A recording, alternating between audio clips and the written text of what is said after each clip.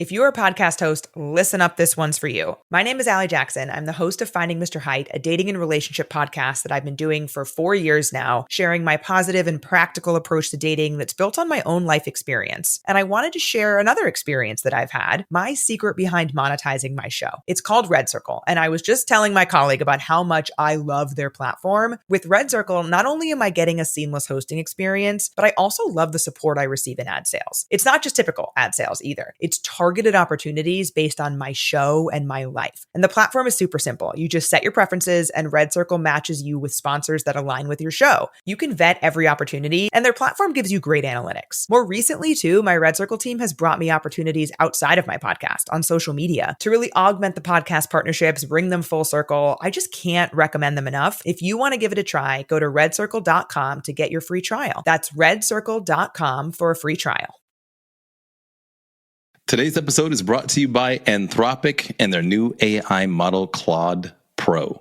Get 50% off Claude Pro when you use our link, claude.ai/make it. That's claude.ai/make it, all one word, for 50% off your first 3 months. Now, on to the show. So, okay. Well, he's leaving now. We're very punny around here. He's out. He's out of here suddenly. Papa, are you ready or not ready? I don't know what I'm ready. Give me like 15 seconds. He's almost ready. He's 15 seconds ready. I just thought of something really important to do. Okay. Oh. There you go. Rhym, this has never happened. No, it happens all the time. What are you talking about? He's abandoned set. No.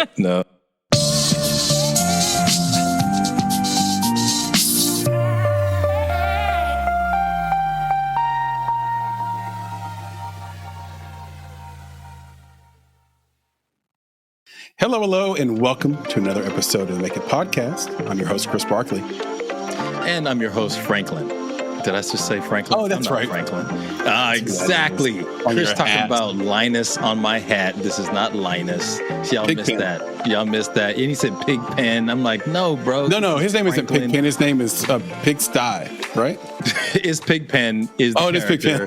But on my hat today, folks, is Franklin. And he's the first and only black character from Peanuts. But he doesn't look black on your hat.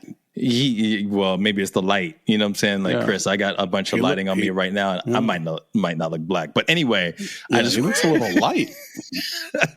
They did you dirty on that hat. They did you dirty on that hat. No, bro, this is Franklin. Franklin was a black on Charlie Brown. I don't know if he was black, but he was definitely black. And the thing is that... And then listen, he was introduced to the comic strip July 31st, 1968. Sounds like a thing I should know. Sounds like a thing I should know. Speaking of which, what do we got, Chris? What's going on? Well, with us today, of course, is producer Papa Bear. Thanks for joining. And our esteemed guest today is Rhym Guissé. Rhym, say hello. Hi. Thanks for having me. Of course, we are super duper excited to have you here with us on the show. We're going to get into all kinds of stuff because you've been all over the world. You've produced podcasts, you've produced films, feature and short, documentaries, etc. Your background is so rich, and I would just love to get right into it. So, Nick, why don't we hop into some Story is King? Story is King. Story is King. All right. First things first. What should we know you for, Rhym?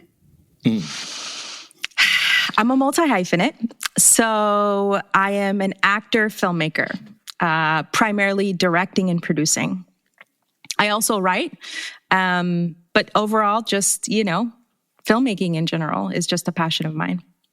Gotcha. And maybe you could combine this with this... maybe you can combine what you've done already with what you're working on now in terms of letting the audience know what you're excited about now, right? I know that you've probably have too many projects to just sort of list them off. There's no fun in that. So I get why you didn't do that. But maybe you can say some of the things that you have, maybe the things you're most proud of, and then maybe what you're excited about working on now. Absolutely. Yes. I'm super proud about my recent podcast, Charlie's Place. It's a 5-episode series about a really interesting Black couple in the segregated South and Jim Crow era, South Carolina. And if you've ever seen the movie Sinners, they are basically, it's the same trials that they go through. They have a juke joint on the Chitlin Circuit. All the greats come through. And then they were attacked by the KKK. And music was a really big part of the story. So that was really fun. I'm also directing the documentary version of the story. And I've been on this for a few years on this story, so it's really close to my heart. And I'm also actually writing the feature narrative version of this story, which I think will be super exciting. I've got a lot of interest, so I'm really pumped about that. I'm also an actor. I kind of, I went to school for writing. I started acting after that. Because I realized I didn't really want to be a writer full time, and it's really challenging to work alone. And then got into directing and producing, and that's been a real passion of mine, particularly directing branded content for studios and docuseries work, which is really fun, just kind of delving into people's stories while simultaneously still acting and performing in front of the camera. But being in front of the camera and behind has been really interesting to kind of jump in and out of. And then I'm still super proud of my short film that I wrote, directed, produced, and starred in called Carte. It's a semi-personal story. Spell that. It's called Carte. Yes, it's Cartes. Mm-hmm. It's on the film festival circuit currently. We've premiered and premiered at the LA International Shorts Film Festival in LA, and we've gone all over the world, Amsterdam, and it's been so exciting. And we're still traveling. We're going to be screening at the Lincoln Center next month. So a lot with the film that I'm super proud of, and I hope everyone gets a chance to see. So that film has pushed me to write a script, my next script, which I finished. We're in pre-production for. We're going to shoot it in my home country of Algeria in North Africa next summer, and it's a semi-biopic film. So I'm really excited about that. There's a lot going on. You're a busy lady, and it's funny you brought up Sinners. Great film from earlier this year. The second I listened to just the first episode of Charlie's Place, which everybody should go. Now, don't leave this podcast to do it. But everybody should, after this podcast, go find Charlie's Place. It's on the Pushkin Network. You might recognize that from sort of the popularity of Malcolm Gladwell and some of those other shows that he has, like Revisionist History. But go to Pushkin and or Apple or Spotify. Look up Charlie's Place. Her podcast will come right up. It's definitely worth your time. Very well done. And I thought about Sinners on the very first episode. And so it is such a perfect comp to, it's like listening to the movie in a lot of ways. And there's a lot to learn, and a lot that actually felt like home to me because I grew up in the South. I'm sitting here in beautiful Nashville, Tennessee right now. And there's a lot of relatability with your storytelling and growing up in the South that feels real to me, tangible. I can put that in between my fingers. I can bite into it. And so kudos on that. In terms of the short film, can you tell us a little bit about the subject matter, like what it's about? Absolutely. It's actually about a young Malian woman who is anxious. She volunteers for a nonprofit organization that focuses on climate change. That's her passion. But her and her parents immigrated to Los Angeles from Mali, and they're undocumented. And they're going through the asylum paperwork to try and become legal. But then the nonprofit organization asks for papers. And so she has to make an ultimate choice, right? Whether she will quit her passion and try to do good and make change in the world via climate change, or facilitate maybe fake paperwork. And so obviously she doesn't make the best decision in some people's eyes. And then we kind of see it unravel. Got it. Yeah. And you mentioned being born in Algeria, and I think you've lived in Mali, you've lived in Paris, you came over here and first went to Louisiana. You've really been, all over the world. I assume that you're able to take your own experience a little bit, pour it into the short to make it so impactful. Absolutely. I did focus a little bit more on, even though I am from Algeria and Mali, which are two very different cultures, there's Arab and then West African. I focused on the story. It's a short 13-minute film. It's a lot to unpack to showcase two cultures, which is truly my background. So I focused on one, which was Mali, because the point of the story was also to kind of crack open the idea that, a lot of the undocumented immigrants in LA the stories that are told are primarily Mexican stories. Mm-hmm. Right. Yeah. Latin, Hispanic, which I understand because of proximity. But, I wanted to kind of open it up to showcase all the other cultures that are dealing with this, that are just as, impacted negatively. That's a really great point, because if you've ever been to the Bay Area, it's just an absolute melting pot there. Just for example, LA is the same way. San Diego, maybe a lot more Hispanic there, but generally the same way. It's a military town, so you're going to get people from all over. That's an really important story to tell. But also just showing the extent to which people are impacted now. Yeah. Right. Again, because I think that there's a singular culture that people think about who are impacted, and it's not that at all. So I think it's very important to show the breadth of the impact. And I think that's a very timely story to tell. Unfortunately, when I wrote this was before the new administration came in. So I had, we didn't know that was going to be, so relevant, unfortunately, and it has become. Yeah, we heard that from the movie, the PTA film, Paul Thomas Anderson, The One Battle After Another. He just got lucky on the release of this, right? Like he's been making this for a long time, right? No, Chris, I don't believe You don't believe that? You think it's a conspiracy? No, it's not luck. It's kind of like, I've said this about myself for so long, whether it's through art or my poetry or anything. It's like that poetry that I write really isn't mine. Like I'm the conduit for it. Right. Yeah. Right. So these stories that some of us tell, we're the conduit for it. And we have to start, like filmmaking, it has to start potentially 2 years, 3 years, 4 years, sometimes 12 years. Like we learned this with Black Barbie.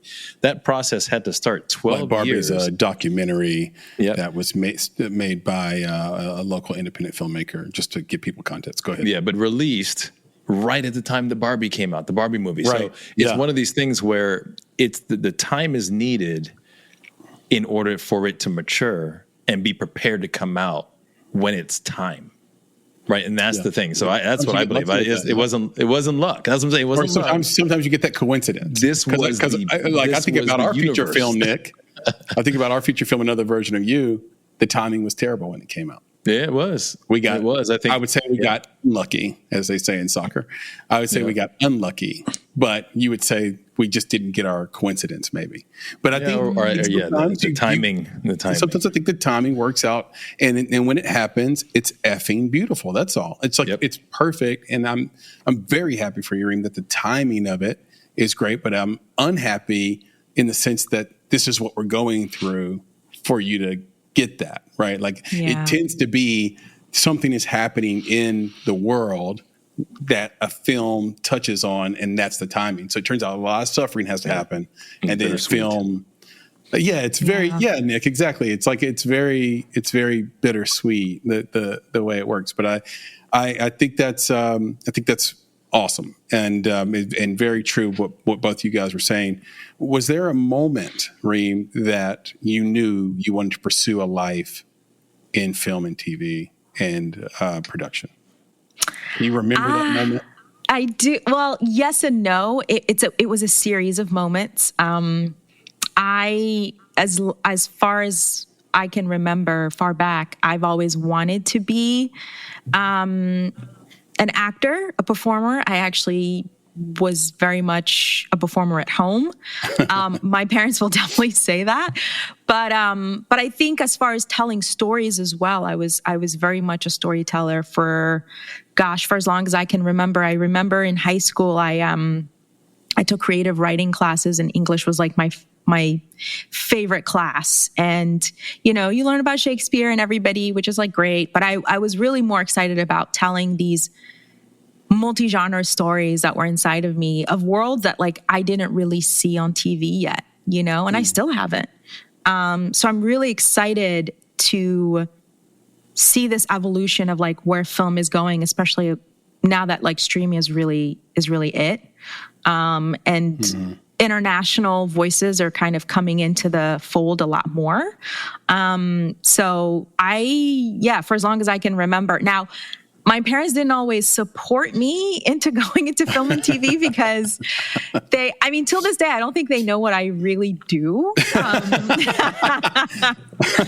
But they're very supportive now. They're very supportive now. It's been a challenge to kind of getting them to warm up to like, I want to be an artist, and, to immigrants. Like it's really, they can't wrap their heads around that.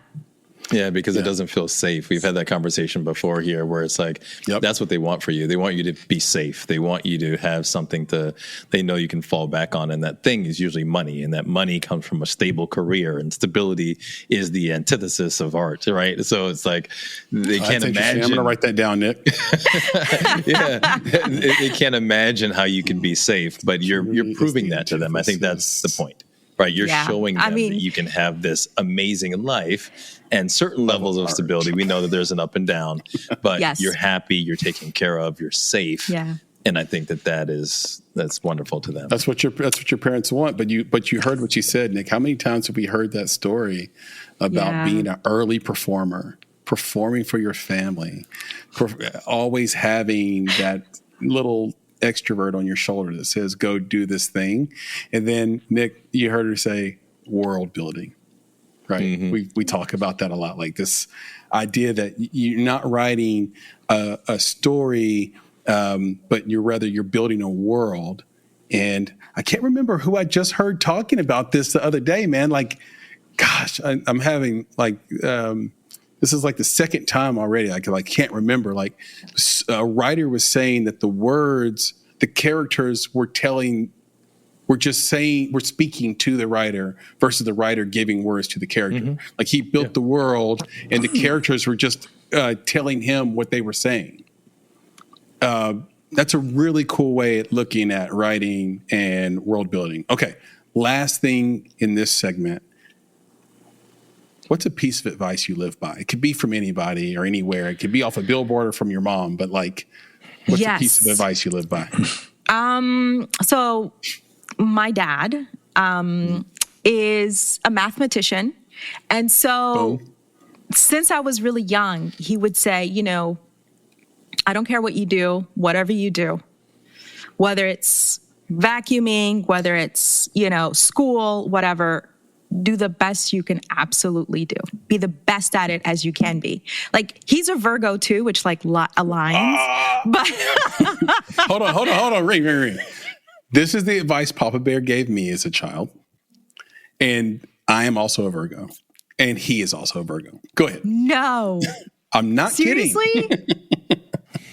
Yes. That's wild. The one thing that was driven into my head all the time as a child is, I don't care if you dig ditches, be the best ditch digger on the planet. That's exact. I mean, he didn't say, the ditch thing, but it essentially it's that.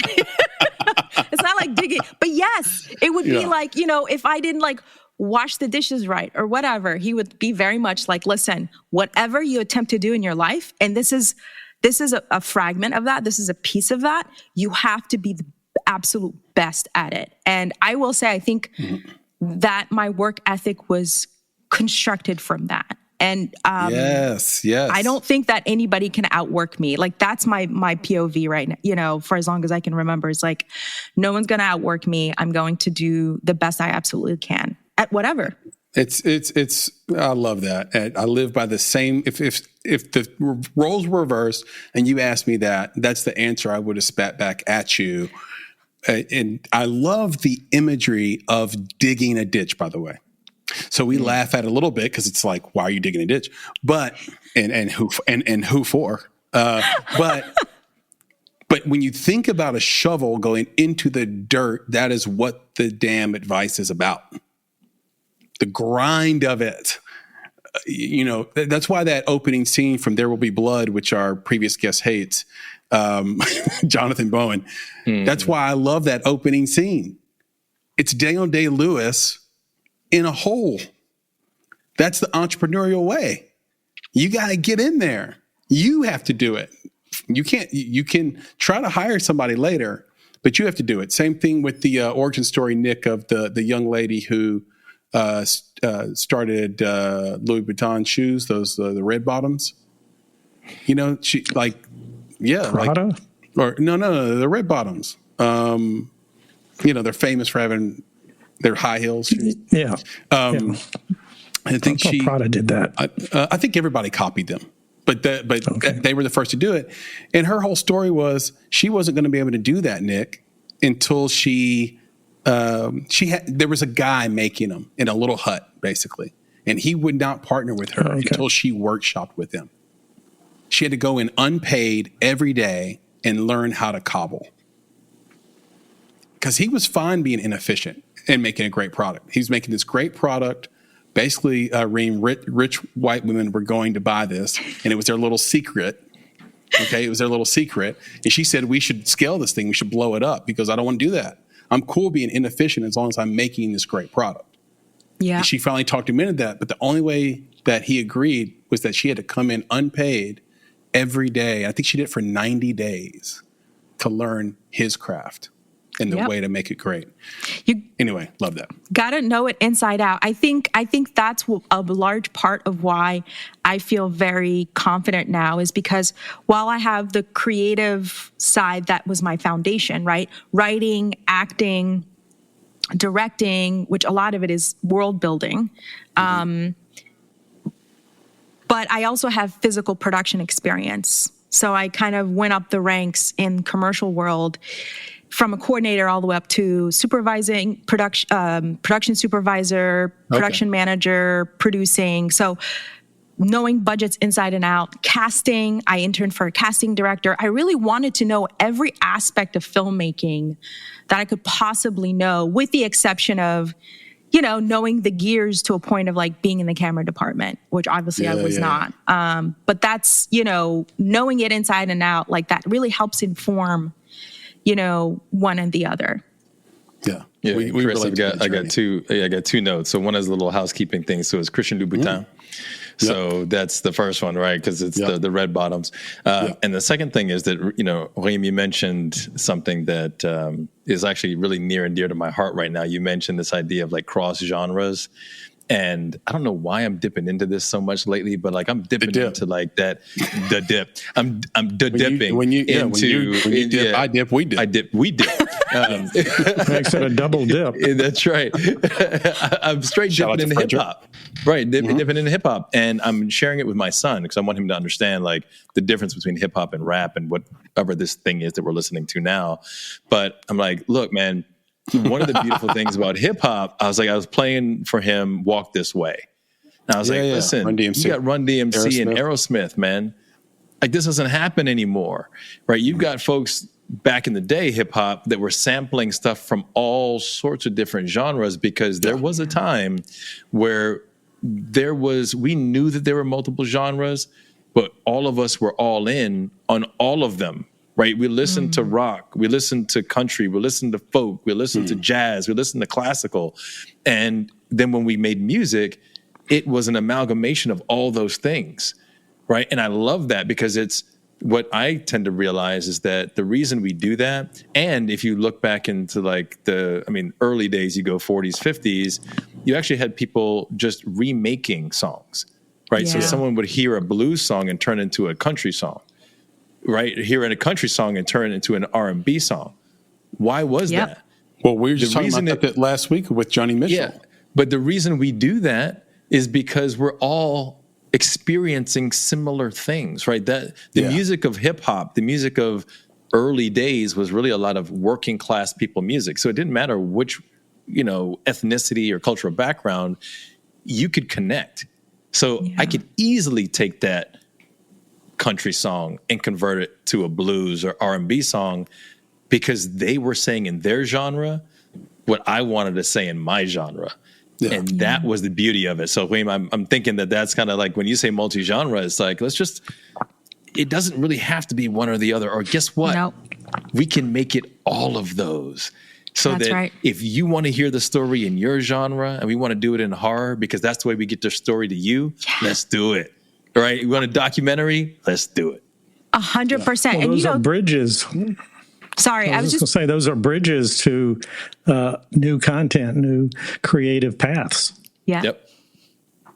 And to that Go ahead. point, I was just going to say, for some reason in filmmaking, they really, especially as a director, they want you to stay in a lane. They want you to choose a genre and get really good at it, which I understand, establish yourself in it, and then you can kind of jump genres. But I feel like some of the best examples of folks who have shown, like, I can do comedy, Jordan Peele, but then I can jump into horror, psychological thriller, and really knock it out of the park. And I feel like he's helped kind of crack that door open for a lot of us, especially as like Black filmmakers. But people are still kind of wary. You see Bill Hader, right? Multi-hyphenate as well. Incredible in front of the camera, behind the camera, right? And he's able to direct, act, write, produce, but also came from comedy, able to do, drama, able to do horror or psychological thriller. So I really hope that the expectation for filmmakers to kind of like stay in a lane, right, and establish yourself kind of goes out the window as time goes on, because it's not true and honest to who anybody is, even as a viewer. Like, you're not only interested in comedy, we're not so one-dimensional. So I really hope that filmmakers and directors kind of like stop feeling like they need to play with this one note. I really hope that they're inspired to say, hey, guess what? I have these other genres and like should be okay if I want to do comedy or if I want to do drama or whatever. So I love that. I love the multi-genre thing, because that's really, for me as a filmmaker, my stories really are rooted in showing different cultural aspects, no matter what genre. So I really, when we're talking about world building, I love to showcase like, hey, this is a really interesting part of Africa, or this is a really interesting underground aspect of Europe, or whatever, or whatever culture, whether it's hip Black culture in America or whatever. So that's what I'm interested in. That could come into different forms. Yeah, really well put. And Nick, that I think does it for Story is King. Oh, nice. Ready to do some audience polls? Oh, I'm ready, man. All right, let's get into these audience polls, sir. Yes, audience polls. Okay, so this is kind of a bridge, as PB said, between... No, it's a poll. Well, bridges are made out of poles. Oh! Okay. These guys. You got to love them. It's the foundation for the bridge. It is the foundation for the bridge. Mm-hmm. So we're going to bridge between the filmmaking side and, what Charlie's place is, which is, kind of that 5-part documentary series. So we asked our audience, what type of documentary do you watch most? And we gave them 4 options. And those options were true crime, nature, politics, and biography. So I'm going to go in order of what they said. We should have wrote political. Which type? Yeah, politics. So we've got the first, number 1, I think that was true crime. Sam. I think that was 63%. Who did that? Okay. Then we move into nature at 18%, biography at 14%, and politics or political at 5%. So again, we've got true crime just leading the pack. It's killing it. at 63%. Now, what do you think about that? Is that your perception? Like, do you see one for you? Is that how you true crime think about documentary, whether it's films, podcasts? Are you seeing that you have that penchant for more true crime type content? Where do you fall? For me? For you. It's all good. Yeah, I've never been a big true crime person. Okay. I've watched some, like the most popular ones, like The Staircase and, some of the bigger ones. I would say that's not the majority of what I watch, or even like my interest level isn't that big. And what I find with true crime shows is they do so much research and work, I think, to try to get to the like psychosis of the like criminal. Yeah. And that just never interested me much.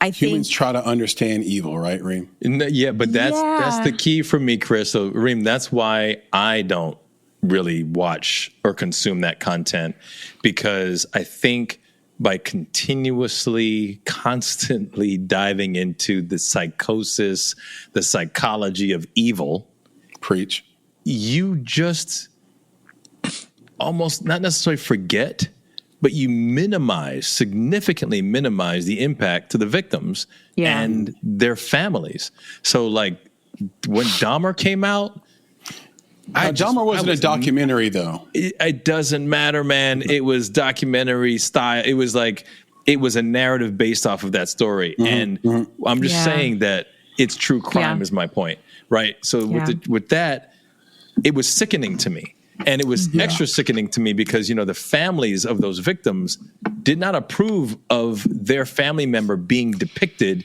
in the way that they were. And I think that is the draw for true crime, is the evil, and all of the victims and their families get left behind in the process. And I just don't think that's right. If you want to do it from the other perspective, which is, hey, help us catch these people, right? Help us prevent this some type podcasts of stuff from do that. Again. They become and they do themselves. Some documentaries try to go and solve the murder. Some TV shows unsolved Netflix, mysteries. Though, has not learned that lesson. They have the Ed Gein story out right now called Monster. Yeah, exactly. So that's my thing. Yeah. I think for me, it's that as well. Yes. But for me, I find that a lot of these, especially these serial killers and stuff, they do it for the fame and you're giving it to them. And I feel like I don't want to feed into that. They become legendary to a certain degree, like the Zodiac killer. Yeah. And I don't like that, because at the end of the day, they're getting what they wanted. Right. And instead of adding fuel to the fire and giving them the notoriety that they truly want. I agree with you, Nick. I think kind of focusing on the victims is the way to go. You can tell the story from a POV of the victim, which allows the audience to empathize with them and not the killer. Because I'm sorry, like I don't care that these things happen to this the killer, and this is how he got to this point. Like there's always an excuse. So that's just my personal take. That last point is valuable too. Just really quick, Nick, is the Gein story. That's exactly what they do. They say, see, this is why he was a killer. This is why he's dancing around in other people's skin. His mom was terrible. Anyway, go ahead. Yeah. And one of the reasons why I asked that question is because this is not just a poll that we've done, but I think if you were to look at the data, the statistics on this, you'd get the same answer. Like true crime is the top, right? Yeah. So when it comes to content that we're creating, even like Charlie's Place, you know how easy that could have been for you to say, most people like true crime. Yeah. So let's just twist this a little bit. Let's lean into Charlie's two guns. Right. Let's get into the criminal element that maybe he participated in or was surrounding him. And let's do that so that we can get some more eyeballs and more, I would say in this case, more ear holes on the content, right? Yeah. So I think, but again, from where you are, your perspective on the content, you weren't going there, right? That your authentic space is like, no, I get it. The stats may say that, but that's not the story I want to tell. At all. And I also feel like it doesn't lend itself to the actual truth. As a filmmaker in the documentary space, it's very sensitive material when it's you're telling the story of someone that no longer is with us.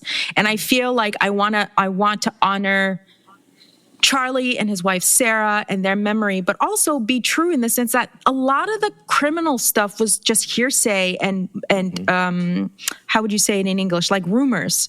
So they were, they're rumors. And if you're approaching it from a journalistic standpoint, which I tried to, you can't really factually state that. We allude to it because he was a man of mystery, but we do not delve into it because also that's not the story, at least not in my eyes. And a lot of the people I got to interview, that wasn't really what they were interested in. They were interested in what the couple, Charlie and Sarah, were able to provide for the community, how they created a really strong, like a great stronghold on the hill for everybody, for the children. Everyone had such interesting, vivid memories of them. And they endured a lot, and they were able to achieve so much. So I'm always trying to come from a standpoint of empowerment, especially when it comes to Black stories, because I feel like that's more interesting and more important than the other stuff, which we get anyways. Yeah. And I'll just wrap this segment on this, Nick. I'm really shocked. And maybe it says more about our subscriber base and shout out to all the subscribers. Okay. Not personal, but maybe it says something about our base that political was only at 5% or politics was only at 5%. I think documentaries have an opportunity to really shine when they focus on sort of what's happening at the highest level of power and being able to speak truth to power. So anyway, shout out to the subscribers. If you're listening to this on Apple and Spotify, come over to YouTube. Search for the Make It Podcast, subscribe. It's a great time over here. And if you're already watching the show, find us on Apple and Spotify. Rate us 5 stars. Leave a review if you have an extra 30 seconds. We really appreciate it. And with that, Nick, Rhym, Papa Bear, can we pay some bills? Oh, it's always good. Yeah, we want to keep this thing going, so let's make it happen. And Papa Bear getting his ink ready. Get that check going. Let's do it. And we'll be right back, guys. Hey everybody, Chris here, and today's episode is sponsored by HelloFresh. Fall is here, and with it comes cooler nights, heartier meals, and the craving for something warm and satisfying. That's where HelloFresh comes in, bringing you comforting chef-designed recipes and fresh seasonal ingredients right to your door. This season, they've taken things to another level, Nick. They have, with their biggest menu refresh yet. All right, say hello to a whole new way to do dinner. Man, when you said warm and satisfying, I thought you were talking about me. But yes, you're talking about HelloFresh. But listen, I know that you mentioned like a bunch of cool stuff, man. I think you said the biggest menu refresh, all sorts of good stuff. But you left out the fact that you can get some low-cal meals, lots of protein, and they actually taste good. So I also want to remind folks, like, look, this isn't for people who are on a diet. This is for people who are actually trying to get like a healthy routine, right? This is about healthy lifestyle. So HelloFresh to me is like hello fitness, hello new body, hello new health. That's what this is about. So that's why we're all in. Yeah, we're all in.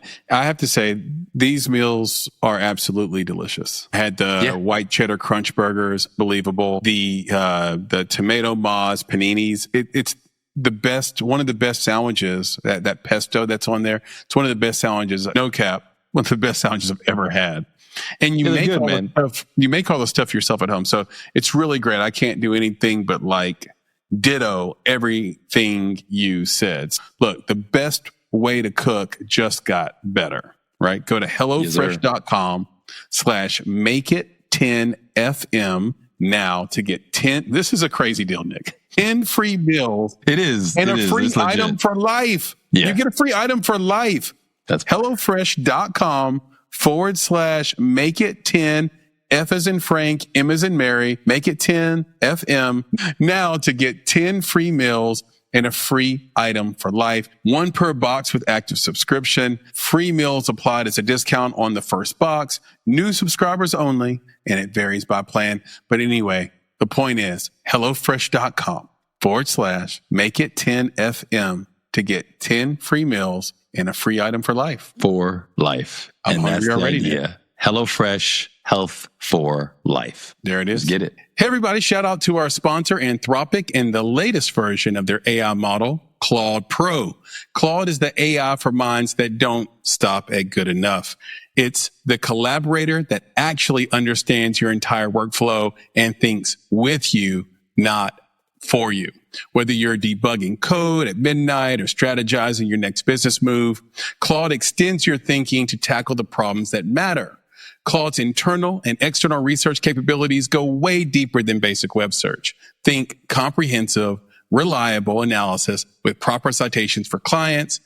What does that do? That turns hours of research into mere minutes. Now, I have to tell you, Nick, my favorite part by far is using it on the phone, right? It connects to all my other productivity apps on my phone. And so suddenly I have this high-end assistant and taskmaster in my pocket. So outside of the phone, you can connect Claude to professional tools like GitHub, Jira, HubSpot, Notion, Google Workspace, and then you can sort of watch it become this command center with context from all your work, right? My dude. So yeah, my take on this is that creatives like us and our audience are always juggling a million creative thoughts all at once. Story ideas, character arcs, new ways of leveraging existing content. But what I love about using Claude is that it feels like having a creative brainstorming partner that I can bounce my ideas off of. I can drop an idea, ask it to help me build on it, and it helps me shape the idea and make it actionable. It's fast, comprehensive. You got to say it's comprehensive, works as an extension of me, not as a replacement for me. So with that, it's become part of my creative process.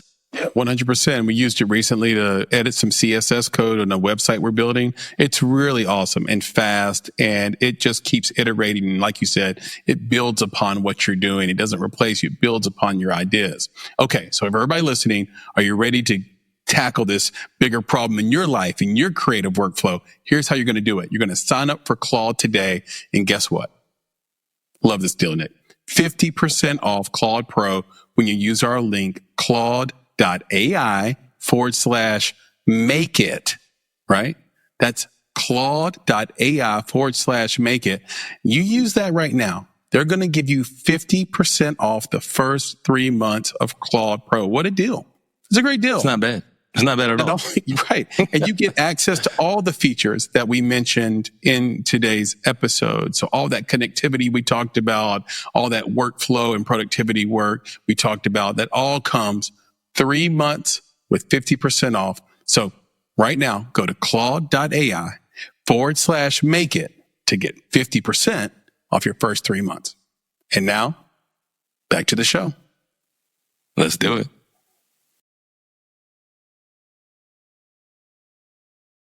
And we're back. Nick, are you ready to usher us into some filmmaker Q&A? Oh, I can definitely usher us into that process. The Ursher Raymond. That's right, Ursher Raymond. I love black people, man. I love us. Yeah, you know what I mean? Like, his name is Usher, right? But we can't let it be Usher. No. Right? The singer's name was Mario. But we can't do that. It's going to be Mario. Mario. It's Mario. It's not Mario. Yeah. If you say Mario, you're lame. It's Mario. If you say Usher, you're lame. It's Ursher. Yeah, you know what's up. We do that. Right, so before I get into this wonderful filmmaker Q&A, I would love for Rhym to just give our audience, I know she's already kind of prepped them a little bit about Charlie's Place, but just give a quick overview, synopsis on Charlie's Place, because actually my filmmaker Q&A today will provide some parallels to that wonderful docu-series on your on the podcast. Sure. So Charlie's Place is a docu-series podcast show that has that's set in Myrtle Beach, South Carolina, in the Jim Crow era South of late 1940s, early 1950s, about a really incredible Black power couple called Charlie Fitzgerald and Miss Sarah Fitzgerald. And they opened a juke joint on the Chitlin Circuit that had all the greats come through. Blues and jazz, you had Ella Fitzgerald, Billie Holiday, Fats Domino, you name it, they went through and they performed at Charlie's Place. And the focus of the story is about Charlie and his wife, Sarah, and how mysterious they were because no one really knew where they came from. But they left such a big impact on the community, the Black community called The Hill, the neighborhood in South Carolina, Myrtle Beach. And they were entrepreneurs. They had multiple businesses, and they allowed mixing to happen in their juke joint. White people would cross over and would dance and want to listen to the biggest acts of the time there. And that went on, and it really unified the community in a way that, was really powerful. And of course, there were people that didn't like that, primarily, white people who were for segregation. And so the KKK came and just wreaked havoc. And so you hear a lot of interviews from people who, lived in that era, in that time, and that remembered this incredible couple and what they were able to achieve that was so impossible to do in that era. So I'm really proud of the podcast. I hope you get to check it out. That's perfect. So my questions, and I'll have 5 of them, will just so happen to 1, 2, 3, 4, 5. With each of the episodes of your 5-part series. So the first one, of course, episode 1, Whispering Pines. So just as the Fitzgeralds created a literal space where people could coexist across racial boundaries, as you mentioned, the independent content creator bears the responsibility of creating narrative spaces where marginalized voices can meet, they can be heard, and they can be humanized. In moments of cultural division, storytelling becomes a form of architecture, the building of rooms where truth and empathy can coexist. So my question to you is, how do you view your role as a creator in constructing spaces of dialogue when the cultural climate encourages separation or silence? What a question. It's a big one. I think, and I hope I'm able to articulate correctly, but. No, not really. That was for what I just said. Oh. Go ahead. I think to answer your question, my approach to storytelling has always been big picture to help unify and not separate. I think because I am from different places, I've always been kind of like the outsider. Never really felt like I fit in, but then feel like I can fit in everywhere. And so with the latter, I really hope to take the audience on a journey where they can feel like they fit in everywhere in whatever story I'm telling.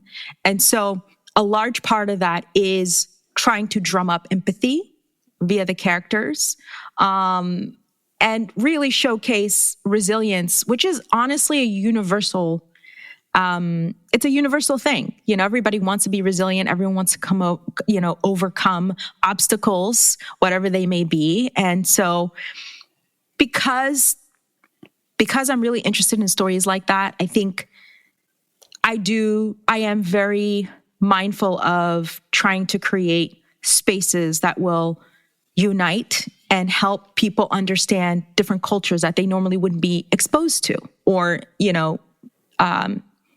learn about. So in a fun, digestible way, or in a way that really engages them. So I don't know. I hope I answered it. No, that was great because I think about Nick, that. How do you grade that? How do you grade that answer? No, I think again A minus, A plus. Okay, good. No, because the thing is that I do that in my own life as well. I think growing up as I grew up, right? It's like, I'll just say, dark-skinned boy in a very homogenous world, right? That didn't quite look like me. I could have felt like an outsider, but I didn't, right? I was part of that world. So now the question is, how do I make sure that my unique self isn't lost in it? And now that I've been in that world, I see myself in a room and I'm like, oh, I'm the only one that looks like me in a room. That's okay. I'm not lost here. Like, I'm at home here. But because of that, I can be at home anywhere. Just like you said, like, I'm not lost in it. Like, why would I be lost? Right? These are humans in the room, right? They don't need to look like me. They don't need to speak like me. As long as they, as they say, if you cut me, do I not bleed? Right? It's like they're human just like me. So that's it, right? Like, as long as you have that connection and you tell stories from that place, it doesn't matter who's consuming that content. They'll feel just like you feel. So I think that's why I said it's a wonderful answer. And primarily because it's your answer, right? It's unique. It's yours. It can't be wrong. All right. So my second one, right? So episode 2, Sin City. Charlie's Place used music, laughter, and dance as radical tools of survival. Joy itself became rebellion. Independent creators today hold a similar duty to remind communities that creativity, celebration, and art are acts of defiance in the face of cultural erasure. To choose joy in storytelling isn't escapism, it's resistance.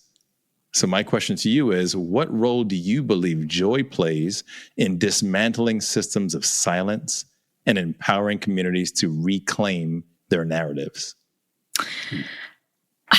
I mean, joy is so important. I think, it was Toni Morrison that really harps on the fact that, in order to have a sustainable career or just life at storytelling and continue, you have to have moments of joy. You have to prioritize joy and self-care and being able to take a break from time to time, because that's what makes it sustainable. You can't just go at 100 all the time. You'll burn out, particularly as a creative. And, as a creative myself, an artist that is very politically involved and interested in politics, when you're just like, oh my gosh, I want to make all these documentaries. I want to make all these stories about all the marginalized groups and what everybody endures. And it's so important. It's so easy to get lost in the negative, especially the negative rhetoric of what we see in today's climate with everything. In order to continue, right? In order to push through and not lose steam, I have to prioritize my joy. I have to take breaks. Because the reason we do everything is to have joy, is to enjoy art. Art is beautiful. Art is meaningful to everybody, no matter what their backgrounds are. And I think people just don't realize consciously that they're prioritizing art, but they are. People watch movies when they want to relax, or TV when they want to take a break, or, people do want escapism sometimes. And so they do turn to the arts for that. And in order to create that, you have to have joy. You have to come from a place of hope, love, and joy. And so whatever you do in order as a storyteller, in whatever format, I think you need to prioritize joy, because it is a resistance. A lot of the oppressive regimes want to squash joy.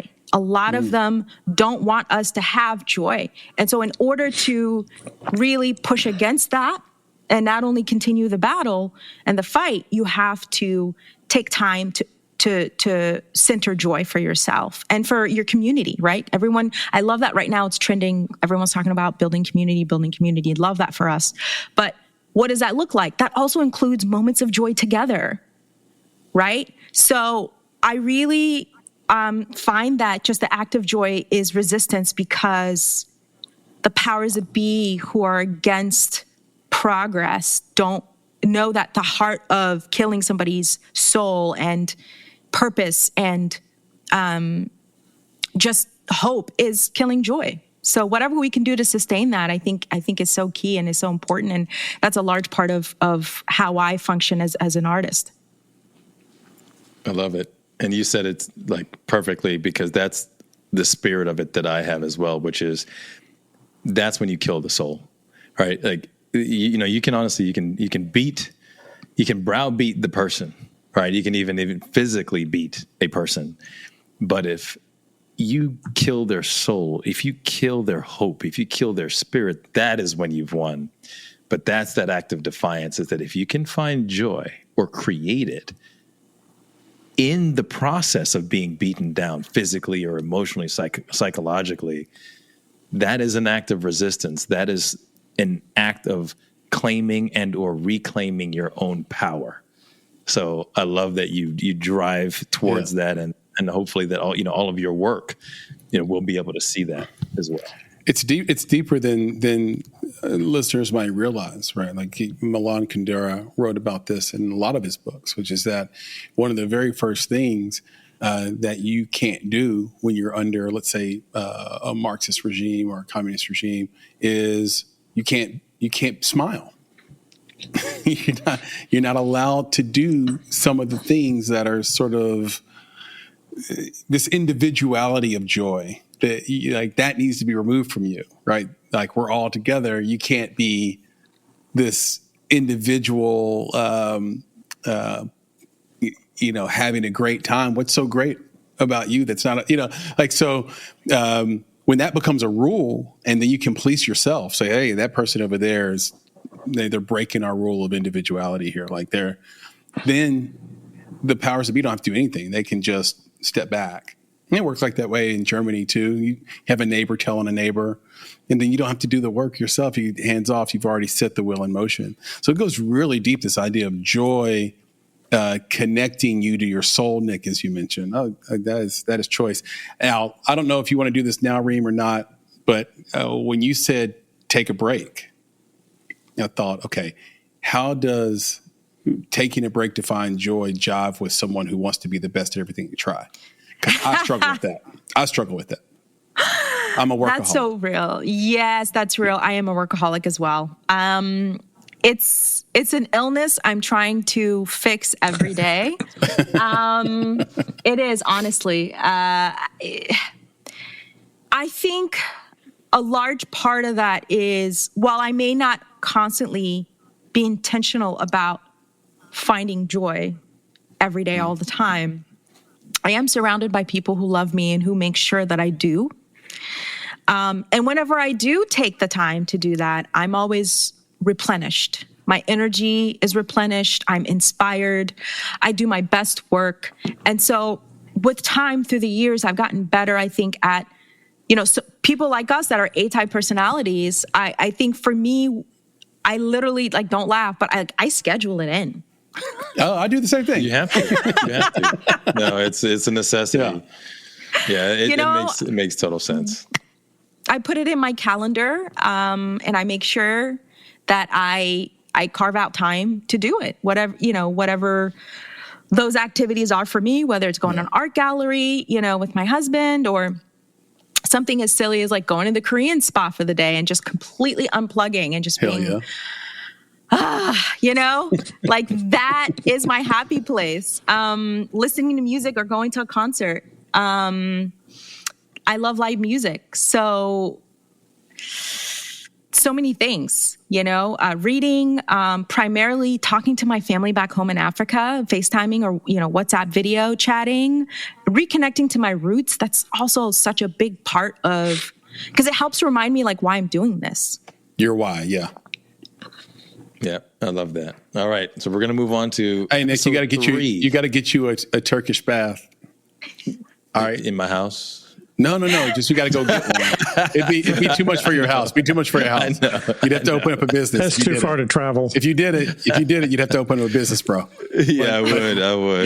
But you go get you one. All right, go ahead. Yeah. All right. Episode 3. So power seeds to power. So Fitzgerald's growing influence challenged the social order, as you mentioned earlier, illustrating that with visibility comes danger, but also responsibility.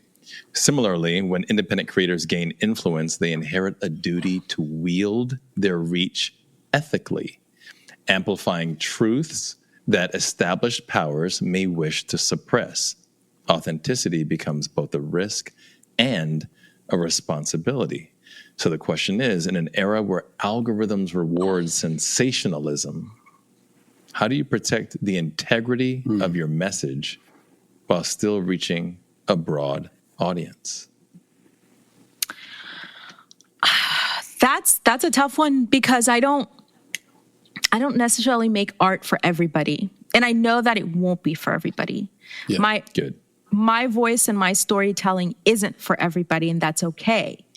I'm not digestible myself for everybody, and that's fine. I'm not fixated on that. I think I focus more on who my stories would naturally resonate with, and that's my audience, and I focus on building that. As far as sensationalism in entertainment being hot, and on trend, I don't follow trends. So that doesn't really apply to me or the types of stories I'm interested in telling.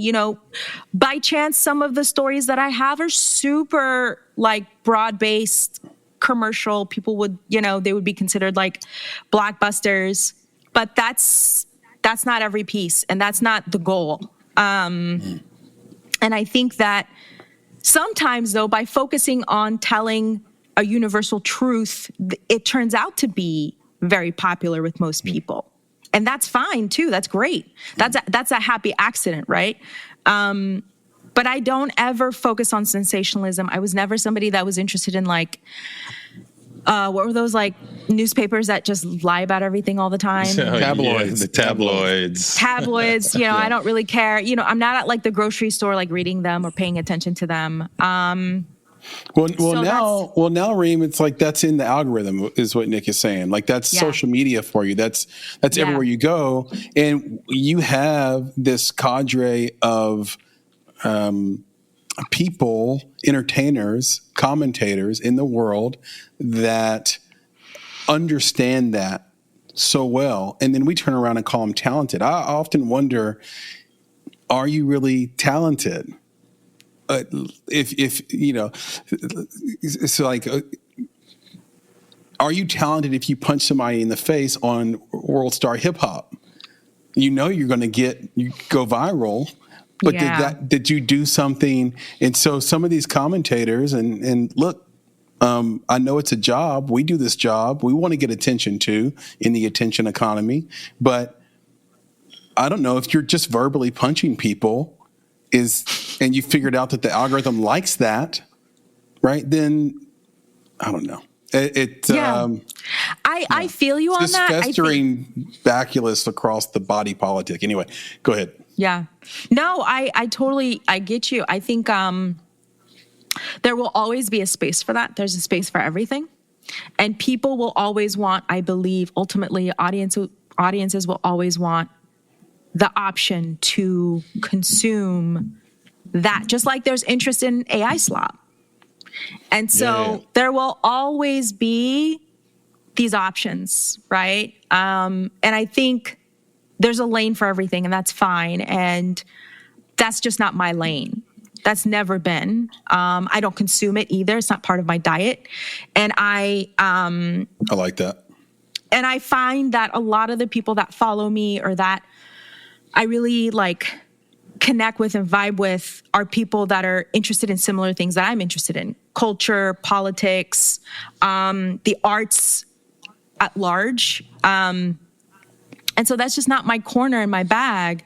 But people who want to verbally punch somebody, will do it regardless, I think, if people are watching them or not. That may be a part of their personality. That's where I kind of, maybe, Rhym, but that's kind of where I disagree. It's like, I tell people, if the money were giving verbal bouquets, that's where that cadre of people would go. They would go to the place where now we can make money giving people compliments. And they'll just go wherever they have to go. Their allegiance is to the thing they're doing, not to the place and audience they're doing it with. If we call AI slop, if we call this content that's being created that has no meaning because humans didn't create it AI slop, we need a name for this, Papa Bear, Nick. I'm going with intellectual pap. We are overwhelmed with intellectual pap. Okay. Yeah. Well, anyway. I just my little quick 2 cents on that one is just that I think Rhym and I are definitely cut from the same cloth in that people are just interested in my following sometimes. I'll reach out to different creatives and say, hey, I'd love to have you on the show. This is what we're doing, whatever. They're like, so yeah, what's your engagement? Like, what's your following? I was like, well, if you're asking me about my following and you're not asking me about my purpose, then maybe we're not a good connection. Now you get to drop the mic. Yeah, it's dropped, bro. It's sitting over there. Like, it's just like, that's not what I'm about. I'm the same way. And, Rhym said it the way that I say it is, right? It's not part of my diet. I tell my kids all the time, I was like, you are what you consume. It's not just you are what you eat. It's what you consume, right? Through every, method of consumption, you are that. So think about what you're consuming, because you will either by intention or unintentionally, you will become that thing. So I'm with you. I don't consume that stuff either. Yeah, that's just chasing trends as well, too, though. Yeah. So it is, and it's, but purpose for, at least for us, right, wins out. Yeah. All right. So episode 4. Oh, Mr. Nobody. Everything is for nowhere. Yeah. So, So Fitzgerald's obscured past and the mythologizing of his identity. That's a word. I know. That's pretty good. Mythologizing. Yeah. Mirror how many cultural narratives are buried beneath time and intentional omission. That's a space that is really interesting, right? That intentional omission. Independent creators serve as archaeologists of truth, responsible for unearthing what institutions, we're seeing a lot of that now, history books and collective amnesia have buried. So your art and the art of creatives becomes an act of recovery. So my question is, how do you determine which buried stories to bring forward and what ethical considerations guide your process of uncovering them? What my ethical process is for guiding me to uncovering certain stories. I honestly just go whatever calls to me. Naturally or organically, whatever interests me. So many things will pop up that will interest me. And I literally have in my notes app, like a whole running list of stories and ideas that I want to say and tell. It's a never ending running list. And I prioritize them based on how I feel at the moment. And as far as like my moral compass, I do try to think about, is this something or a story I want to tell that my ancestors would be proud of me telling, that my future kids or whoever would be interested in hearing and would be proud of? So also a big slice of that is, will this help move the needle forward in some way? And I think about it like, I said archaeologist, right? So in the filmmaking space, it's very difficult not to think about Indiana Jones. And I think about that as well. It's like he goes into these spaces and disturbs history, right? In order to extract it for the purposes of maybe display or understanding. So that sometimes I think about that when it comes to those ethical considerations. I'm like, is it always okay to stir things up, right? Because this, like by even asking the question, you're stirring up memories, right? By opening up the conversation, you might be reminding people of some of the worst of times, right? You might be exposing things or even talking about something that others want suppressed at that time.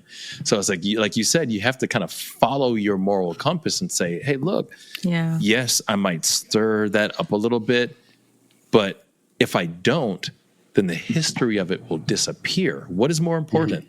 That temporary angst, that temporary discomfort that someone might feel, or the historical relevance of a person, of a place, of a time in our lives, right? Yeah. That's such I really came up against this a lot during Charlie's Place for my interviews for the documentary and for the podcast, particularly because there was a lot of information that I uncovered and discovered that actually wasn't even added in the podcast because some of it was so juicy, and I was like, oh my God, this takes it in a completely different direction. But it's so, talk about, enticing and interesting gossip. Podcasting's version of Kill Your Darlings. Yes, exactly. Yeah. And so I had to really take a step back and go, will this juicy information help the story at all?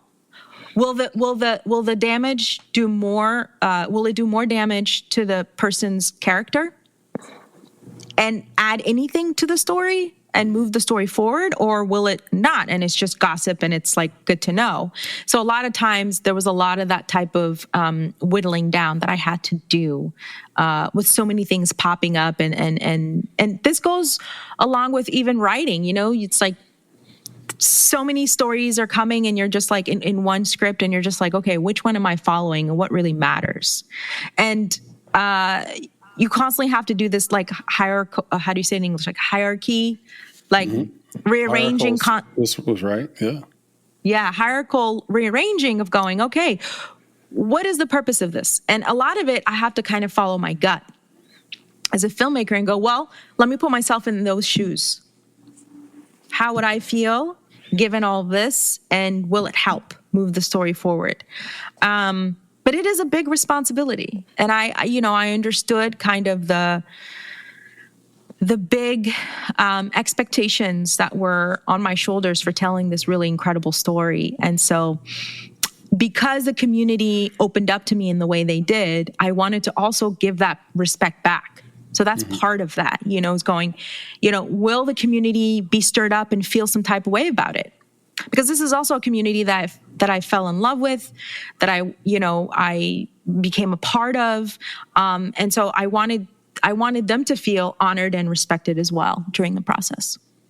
Yeah, well, when your North Star is love, your compass will never steer you wrong. So there you go. All right. That's awesome. Well, there's also a legal consideration to that too. And Rhym, I think, the bigger your platform, the more you have to consider that, right? Like if you are recording a podcast, in your mom's basement, shout out to all the podcasters recording in their mom's basement, and you have an audience of 50, you can say whatever the hell you want.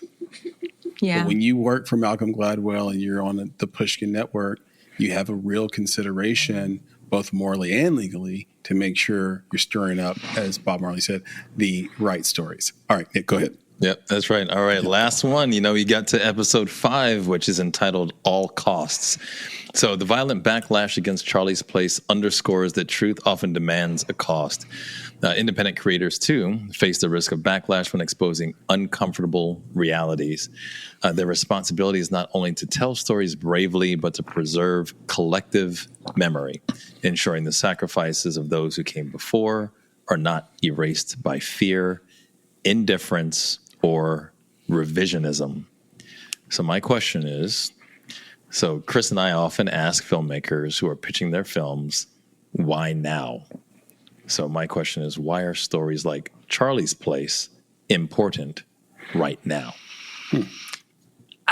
There's kind of the obvious answer, right? Which is what's going on right now in America and the administration in rolling back a lot of Black history, trying to bury a lot of Black historical facts. This helps slow that down to some certain degree. And I wanted to be a part of that because I think it is preserving a legacy and a part of history that I think helps uplift and Black people and helps them understand that, there were so many stories like this across the country of really well-to-do entrepreneurial Black people that were well off and attacked for it. And so I think those stories need to continue being told as a way to show resilience for Black people, but also hope that, listen, this was during segregation. This was tough. And they went up against the KKK and legislation in allowing white people to cross into their juke joint, which was highly illegal. And they still did it. And so I think stories like Charlie's Place really help. As a filmmaker, this is my feeling, that it really helps the average person understand that you can be an average person and you don't need to be a Charlie's Place or a Charlie Fitzgerald to be on the Hill in Myrtle Beach, South Carolina, and to be part of an incredible story. That entire community created them, helped create them. If they hadn't attended the juke joint, Charlie's Place would be nothing. But they showed out, they supported, they leaned on each other. There was such a strong sense of community and togetherness that was the through line throughout this podcast show that made me realize that is what is going to, I think, endure regardless, as long as we keep telling these stories and reminding each other that we can turn to each other during the hard times. I love it. It's all about community. And we try to build that, with our show as well. And we know just how important it is. It's one thing for creators to create, but it's another thing for the audience to consume. So, we're always telling people, watch these movies, listen to these podcasts, consume the independent content that's out there, be a part of something that's more meaningful. And, we're all playing our part in this beautiful game of art. So I really do appreciate that. And it is an amazing podcast. And I'm glad I was able to kind of walk through each episode and ask you these questions. So I really appreciate that, your time and your answers. Of course. Thank you for taking the time to listen to it. I'm super proud of it. So many great people worked on it. So yeah. Yeah, it's a great filmmaker Q&A, Nick. And there's a line in one of the earlier episodes that you wrote, great writing on the whole podcast. I think you said survival for Black people back then lived between breaking the rules and abandoned materials / resources. And that, whoa, that's like a karate chop to the throat right there. I'm like, oh shit. I'm wide awake now. Okay, because that's so true. The reason, and you might forget to ask yourself this very question as you're listening to the story, is the reason why Charlie Fitzgerald had to run this kind of business that had a legal front, maybe a legal back, different things going on, is because he couldn't be a free man. It's that simple. You had to find a way to survive between breaking the rules and then taking little things from here and there in the community that people had abandoned. Go ahead, PB. Oh, no, I'm just going to agree with that. Yeah, I think that's incredibly powerful. Speaking of you, Papa Bear, do you want to lay a things we should know on us right now? Let's do it, man. We're ready. I love it. Our brains are moist. They're spongy with all the, we're primed thanks to that filmmaker Q&A. We've got our intellectual light bulbs on. We're ready to go. We're never more prepared for this than right now, Papa Bear, thanks to Nick and Rhym. Well, don't squeeze out that brain, though. Okay. My brain is so wet. What does that mean? I don't even know. I don't know. So I'm just waiting for Papa Bear to get into it so Chris can stop. I'm like, what's happening right now? I don't even know. My brain is soaked in Sunny D. No, see, let's go. Keep going. All right, PB, what you got? Rhym, you've let us know a couple times that you were born in Algeria. You've lived in several countries, but that's your heritage, and you're very proud of it. And so my question is, who was the first Algerian-born person to win an Oscar? Oh, my God. First Algerian. Do we need the year, Papa Bear? Do we need the year too? Or no? Or is that just bonus? No, he didn't ask for the year, man. No, it's a who, but you can add, and what did that person win the Oscar for? No, we're not adding anything in. Did you wait, Papa Bear? No clue what the answer is. Can we ask it that as a clue? Like what was the year range? Like maybe you give a decade range, or maybe you give like a 50-year range. Is it before 1950? Or maybe you give the thing they won for. How about that, Chris? 1981. 1981. So we have our first clue, folks. 1981, the first Algerian Oscar winner. They won for score. So think about the films in '81, Nick. Oh, for score? They won for First score. Algerian-born person to win an Oscar. Algerian-born is the key. It's a composer. They won for score for a film in 1981. That's what I'm going with. That was during the John Williams era, right, Nick? Like where he was scoring everything. Like not everything, but I'm just saying. Remember, there's a lot of things. Is it John Williams? Was John Williams born in Algeria? Look at that. You never know. I feel like it's probably a French person that has Algerian heritage. Because that's typically what happens. And then you don't know they're Algerian until like you go to Wikipedia and you're like, oh, they were born, like their parents are Algerian or they were born in it's usually a French, like someone in French cinema. So you think it's Gérard Depardieu? That's who it is. I knew you were going to say Gérard Depardieu. He's the only French guy you know. I know Gérard. I know Gérard is not Algerian. Yeah, well, I didn't say he was Algerian born, is what he said, right? That's that tricky part. He did win the Oscar for the largest nose. Yes. Hey, look at that. Hey, largest nose Oscar. Shout out to Gérard Depardieu, as Nick said. He put all that mustard on it. He put all that Dijon mustard on composer. that. Yeah. I don't think I know who it is. It's a composer. It's a composer, and you're going for Papa Bear. Papa Bear. I would like to do my impression of Nick saying Gérard Depardieu, please. Okay. Depardieu. I'm looking over there because this dude don't know nothing about French. You see that tongue? See how your tongue has to go? See how your tongue has to go through your front teeth? No, it's Gérard. And it's Depardieu, so it's just very simple. How much spit is on your screen right now, Chris? Oh, yeah, exactly. It's on my face, Rhym. Like it's on my face. Like I ask how much is on my face from when he said. You know what I'm saying? Like no, because no. Okay. Wait. Rhym, how about you say it and let Chris understand how it's supposed to be said? Come on. It is Gérard Depardieu.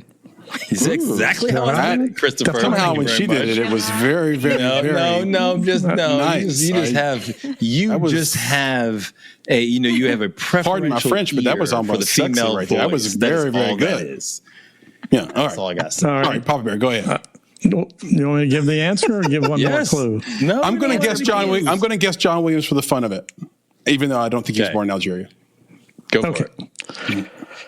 The first Algerian-born person to win an Oscar was film editor Thelma Schoonmaker, who received the Academy Award for Best Film Editing in 1981 for her work on Martin Scorsese's film Raging Bull. Wow, it's a Raging Bull. That is a thing we should know, Papa Bear. Bull. The extra thing you should know is that she went on to edit every one of Scorsese's films since Raging Bull. Wow. That's incredible. That is a thing we should know. Spell her last name, PB. Yep, say it again. Thelma Schoonmaker, and I would say Schoonmaker, but S-C-H. Papa Bear's German. SCHOONMAKER.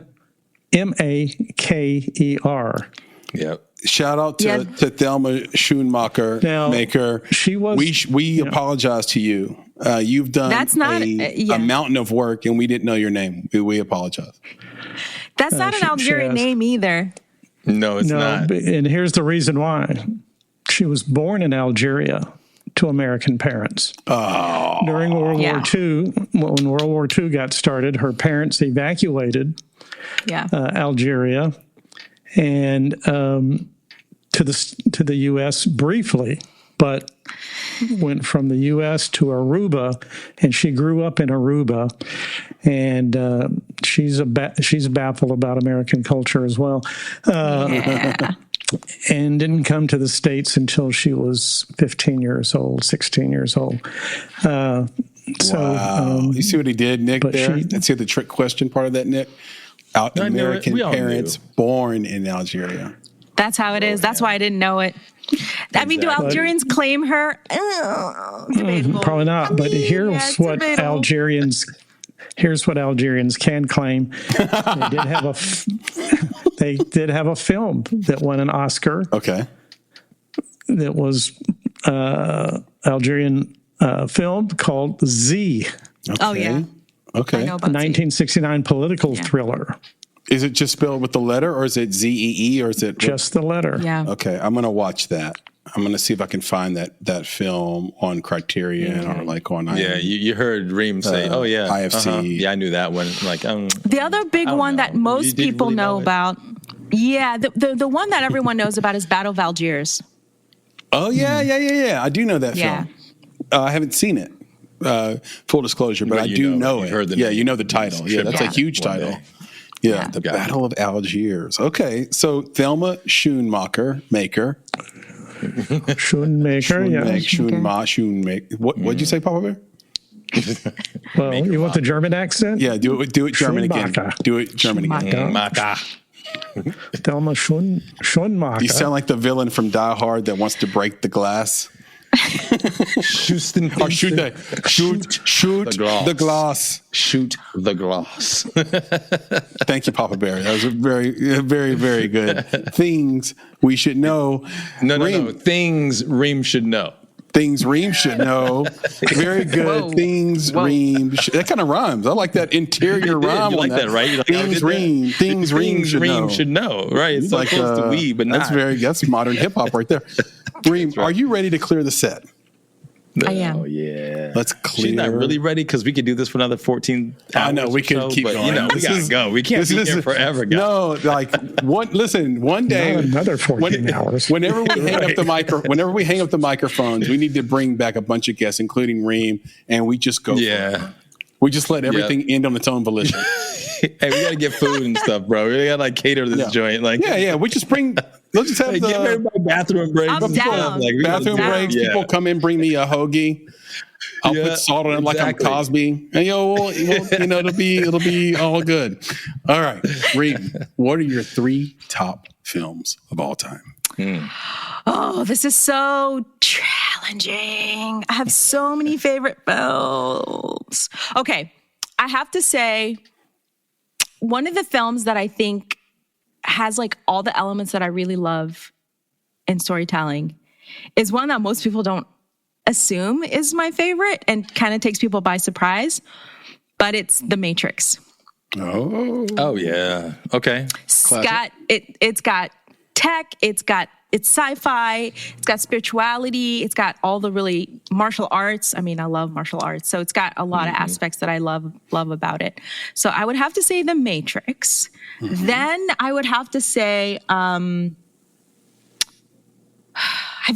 other one is kind of it's popular. It's a French film, actually. It's called The Piano Lesson. Oh yeah. Yep. I've Piano seen Crazy, Piano but I Lesson. love it. Love it. Wait. Piano Lesson. That's also a play. And it's not French. So this is a different piano lesson. The piano Is it the teacher. pianist? The piano teacher. It might be the piano teacher. Sorry. Teacher. Not the piano Yep. lesson, the piano teacher. I knew what you meant, piano though. That's a teacher. crazy movie. I just love the crescendo of it. It's so incredible. The actress is also like classic. There's so many aspects of the film that I really fell in love with.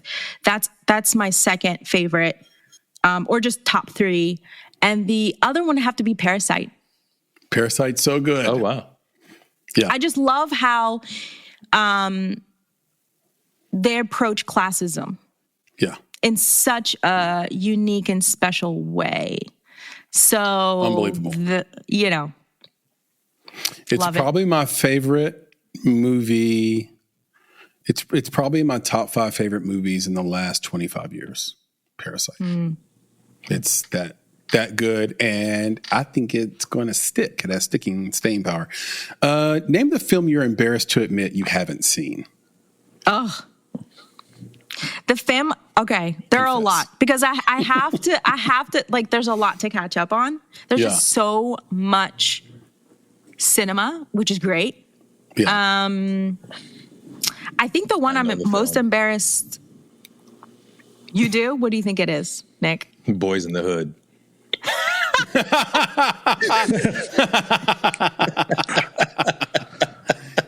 I was going to say Cinderella. That's actually not a bad guess. No. Okay, listen. In my defense, I haven't seen it, but I'm not that embarrassed about it. Oh, okay. You should be embarrassed. Sorry. I'm not embarrassed. I'm not. All right. But Yeah, it is on my list of films. It is on my list of films to watch. Congratulations on that guess. Yeah. He does. Yeah. He does. He thinks he's embarrassed for me. There's a Criterion version of Menace to Society as well, like that. It's classic. I've actually seen that. Yeah. That got booted up to Blu-ray and 4K. Yeah, it's great. Yeah. Anyway, go ahead. Sorry. That's a fun film. The film that I'm most embarrassed that I haven't seen is probably you mentioned it top of the show. Oh, There Will Be Blood. There Will Be Blood. That's right. I haven't seen it. I haven't seen it yet. It's not for everybody. Yeah, I wouldn't be embarrassed about that one though. I mean, Daniel Day, everyone probably should see everything he's ever done. Just I'm Daniel Plainview. I'm an oil man. That's how he talks in the whole movie. Yeah, but I don't know if I'd be embarrassed about that one. I mean, it's referenced a lot. It is definitely part of. It is a large part of cinema, American cinema. So it's go watch it. I think you'll love it. Kate, you should put in the skit from SNL with Bill Hader, since Rhym mentioned Bill Hader earlier, doing his impression of Daniel Plainview.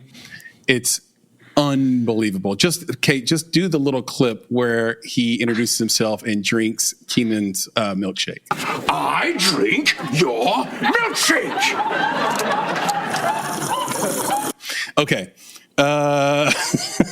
Name the film everyone loves but you hate. Oh.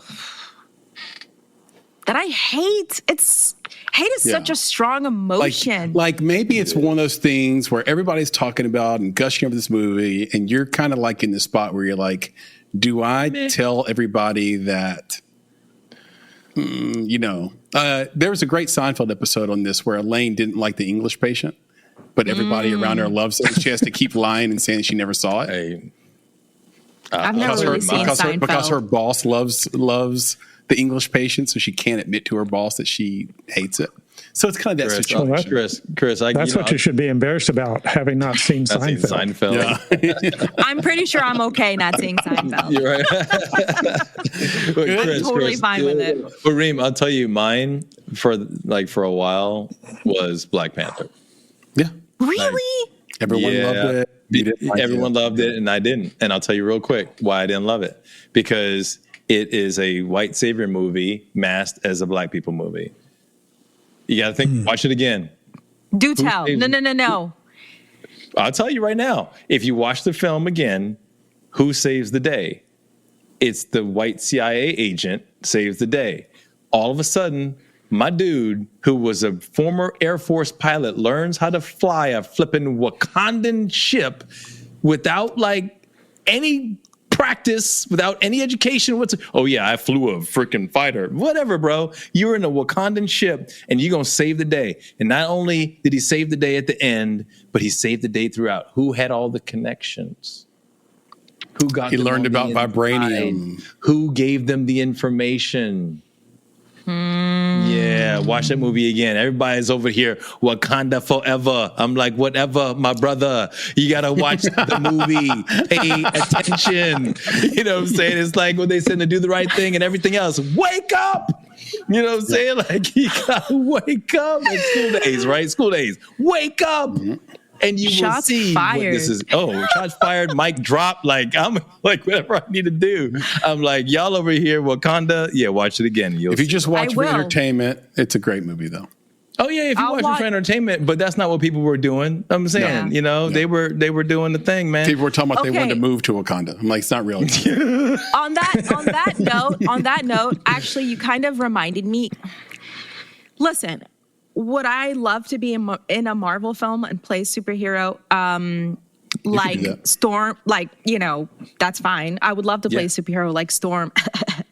a line. Say it again. But that's DC. But the Marvel movies, I haven't seen them really. I think I might have seen like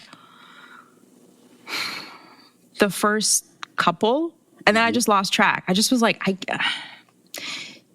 Everyone loves get into them it's like not that. Your jam. It's not my jam. Maybe I got superhero fatigue. I don't really know. For me, I always liked the X-Men because that was like the comic books I liked reading. Yeah. But like Batman was really cool. Christopher Nolan's Dark Knight, epic. But Totally. Yeah, because you like storytelling. You like legit story. And now I'll say that for me, Marvel did it up to a certain point, and then straight up fatigue, but not just fatigue on superheroes, but like once you stop telling good stories, then I have a problem with that, right? So I hear you with X-Men, especially if you go way back. X-Men, you're like, yo, those are quality stories that are being told. Right. It just happens that there's a superhero element and a villain element to it, but they're real stories. Batman, same thing. It's like you're getting real storytelling with this, superhero and villain guys with it. But yeah, once Nick, I wanted to like Thunderbolts more. I wanted to like it a lot more than I did. So I liked Thunderbolts a lot. I liked it because of the underlying theme. Oh, yeah. I mean, it's because of I enjoyed it because of the theme. What they did with Thunderbolts was what they have not been doing with a lot of the Marvel films that came after, after Thanos. It was everything they did was garbage. And then they came out with Thunderbolts and at least reinvigorated the idea that there needs to be an underlying story here. It can't just be about thematic purpose. It needs to have a thematic purpose that lies underneath it. Superheroes and villains, people fighting who were each other. bullied really like Thunderbolts. I've discovered that. People who were abused I thought, really like Thunderbolts. People who have suffered misgivings about others in their childhood in particular. This is like 10 people I know for sure. They all love that movie. Yeah, and or I think even it the nature hits of that anxiety button for them. Right. Exactly. Like these are things like that's why I enjoyed it. It wasn't necessarily just because of personal experience, but because I could see how other people could connect with it. Yeah. That's why I like Thunderbolts, because I felt as though Marvel finally created something that could actually have meaning in a human's life. Yeah. Like that was that why line like, right there. That one right there. Yeah. But a lot of other stuff, Rhym, I'm with you. Like they're just creating stuff to just create stuff. And I think it became to the point where I found that it was like formulaic. Yes, you got it. 100%. And when you're anticipating and you're right about what the characters are going to say and how the story is going to unfold, it's not as interesting anymore, No. But 100%. And just be clear to the audience. Hey, no, Chris, I got to tell that's Rhym's problem. Okay. It's because she falls into this place of being an intellectual. Like you think too much. Like that's I do. It's like my kids. Facts. My kids tell me this crap all the time. Like, Dad, you're thinking too much. I mean, thinking too much. I'm thinking, period. Yeah. Is that my problem? Yeah, just enjoy it for the entertainment. I'm like, it's killing my. You sound a little bit like Frederick right there. Frederick shouted again. Shout out to Frederick Taylor. That's a good impression of him, actually. Yeah, I can't. Yeah. My God, I'm so happy for them. Yeah, I mean, that's just pretty spot on, right? Like, good job, Nick. Yeah, that's Frederick. All right. Favorite cheat day meal, Rhym? Favorite cheat day meal? Favorite cheat day meal. You can tell us. Okay, I love pastries. I love sweets. I have a sweet tooth. Mm-hmm. So it would have to be either a crème brûlée or, I do love fruit tarts. I love them so much. Yeah, me too. They're so good. Lots of custard, lots of... You got to get the small ones, though. Right, it's got to be a tart. I don't like. No. No. My mom would buy the big ones. They're like a pie, right? And it's just that slice you cut is always too big. But if you get the little one, like maybe you can have a second one, but that's it. Like you can actually control. You see, like Rhym, because my mom. So you can control it. You can because it's just a one. That's it. You get to enjoy it. What the hell is he talking about? No, you can control the little pie. But you better bring your hands back up where you can see them. Talking about controlling the little pie. Yeah, I know you're talking about. She knows. Rhym knows. Yeah. I'm mad at you, Chris. But anyway, Okay. yes, right. I'm with you. I like that she enjoy did those as well. Yeah. Okay. Name 3 cities better than Paris, if you can think of any. Okay, that's not a fair question because I'm, no shade to Europe, but like they kind of all start blending together. I just got back from Amsterdam and it's like, Nice. we screen carte there. I think literally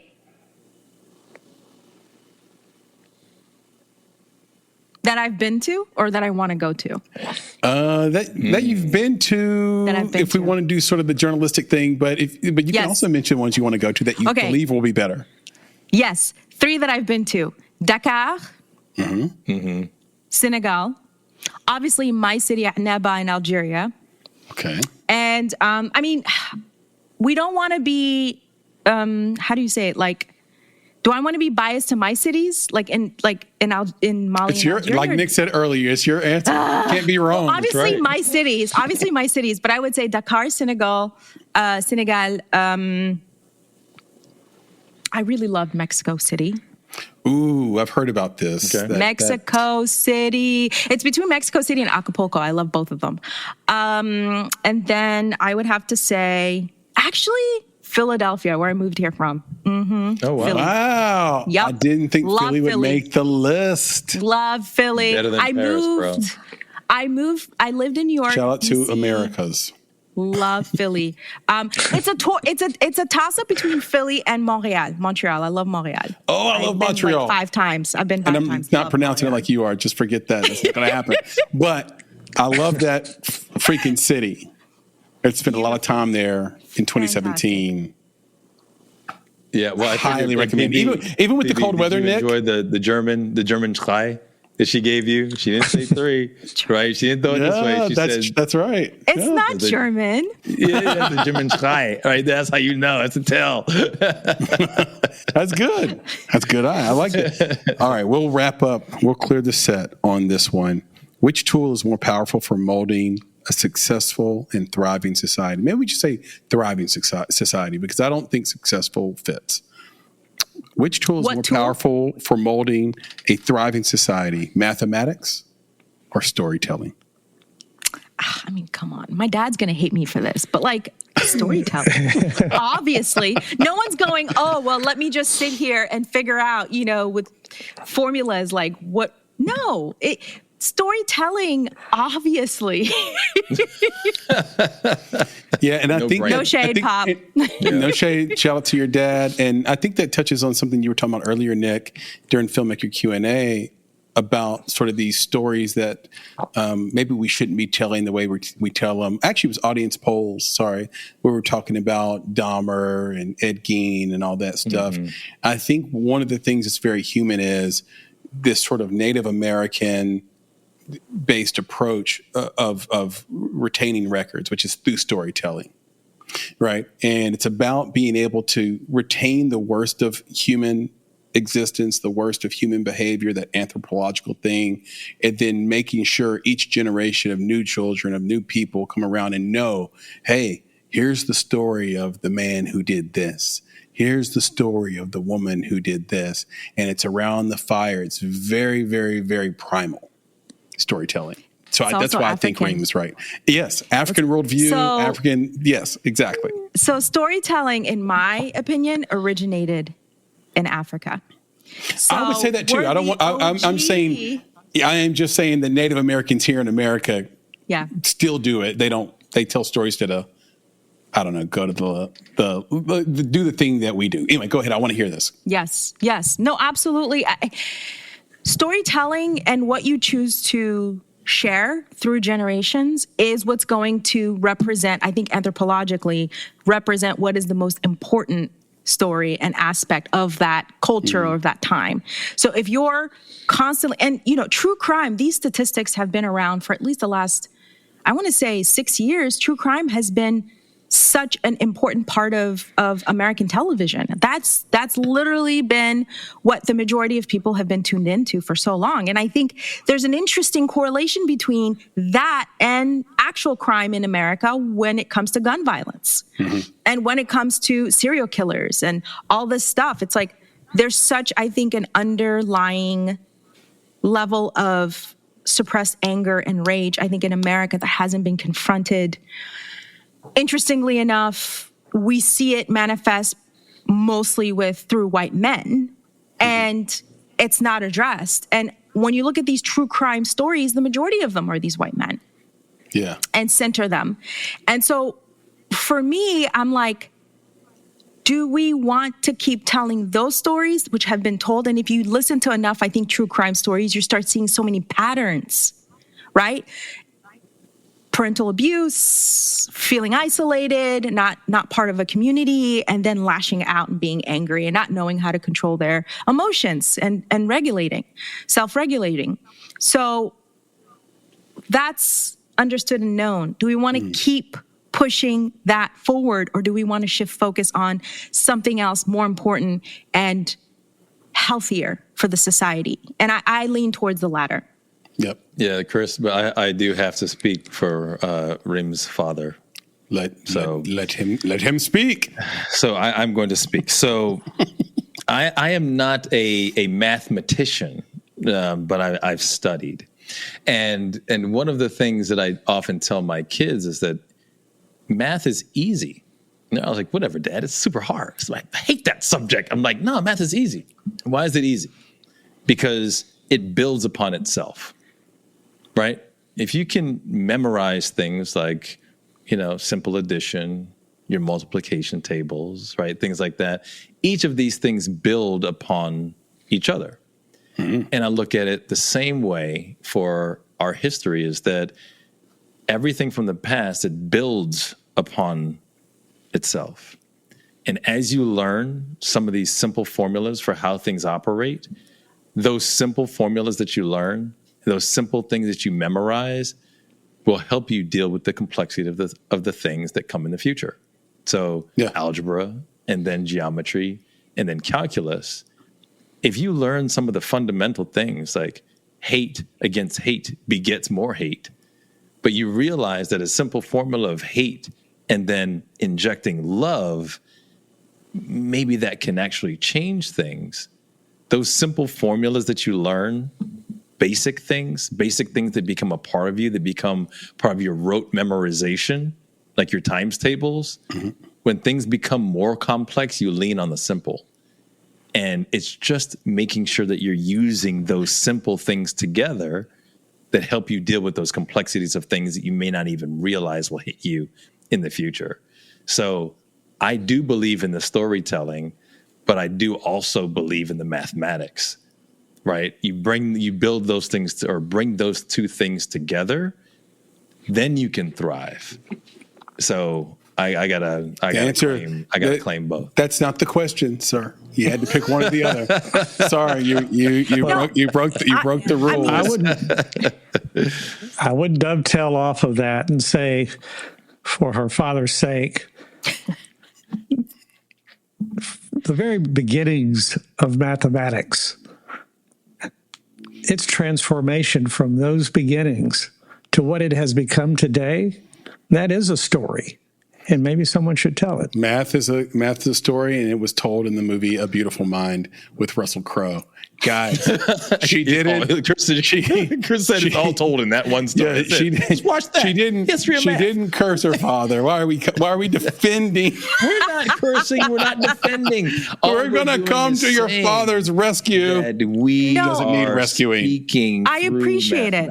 I appreciate that, because it is the application of mathematics, which you're right. Yes. It's the social application of mathematics. But I think a lot of people look at mathematics formulas as an abstract theory. So not too many people know how to apply it and think about it in the social context. So you're absolutely right. Yeah, there's absolutely a way of utilizing that to better society, of course. We need better teachers too. Like if teachers taught math in a story format, A lot of people wouldn't know math. That I know for sure. I can't prove that's true. I just know it to be the case. Rhym, you've been incredible. Can you please tell everybody where they can follow you on social media, see and watch all of your work, support you, whatever you want to share? Awesome. Thank you so much for having me. This was a blast. Everyone can follow me on Instagram. My handle is I am Rhym, IAMRHYM. I'm not really on TikTok like that, like I used to be, but definitely Instagram. And yeah, I'm excited to kind of bring everybody along on my journey. We want to follow along. You've got a lot of things sort of cooking right now, building, percolating, from Charlie's Place, the film, to the short film that's making its way around the festivals right now, doing very, very well. Pronounced caught, right? Yeah. Did I get that right? Beautiful. Caught. Or caught. Yeah, did I say it wrong again? Did I say it wrong again? Caught. No. Yeah, there we go. But it's spelled CARTES, correct? And yes. So you guys can go out, check that out, follow along with Rhym's journey. And she is definitely a moving train. So with that in mind, we would like to end on this. What does it mean to make it? To me, what it means to make it is to be able to continue telling stories and being able to support myself like I am financially, and allowing myself to tell the stories that, again, I think, my ancestors would be really proud of, and my family would be really proud of, to see that come to fruition. We all have so many stories in us that we want to tell. And for me, I do have a lot percolating that I hope I have like top 8 that I hope come to life. And so that's my ultimate dream. That's my sense of success. And also, I think ultimately keeping my moral compass intact and keeping my sense of self intact. That's a big metric for success for me. And it's a tricky dance, right? You got to keep your sense of self intact, your morals intact, but at the same time, you got to make the money. And that's where it gets a little bit tricky. So I really appreciate that answer. Guys, if you're out there watching this, you're already on our YouTube channel, you know what to do. Make sure you share this, like this video. If you're listening to this on Apple or Spotify, be sure to subscribe, follow, give us a 5-star review. If you want to give us less than a 5-star review, just hit us up on social media at _MakeItPodcast on Instagram, TikTok, X. You can also find us on Facebook and DM us. We answer 100% of all messages. Still to this day, I'm so proud of that, actually. If you reach out to us, even if you leave a comment on a post, we are going to respond to it. So let us know versus giving us a bad review. Tell us why we deserve it. And, no one's doing that. And we'll answer it privately if you want. If you have the courage. Do you have the courage to do it, folks? No, if you have the courage to do it. But hopefully you enjoyed this. You want to give us a 5-star. Also, if you're listening, find us over on YouTube. It's a good time. Search for The Make It Podcast. I don't know why the taxonomy is the way it is, but the in that is really important. Search for The Make It Podcast. Will be the very first thing that comes up. And when you get here, subscribe, check out our back catalog. It's so much more than just a channel.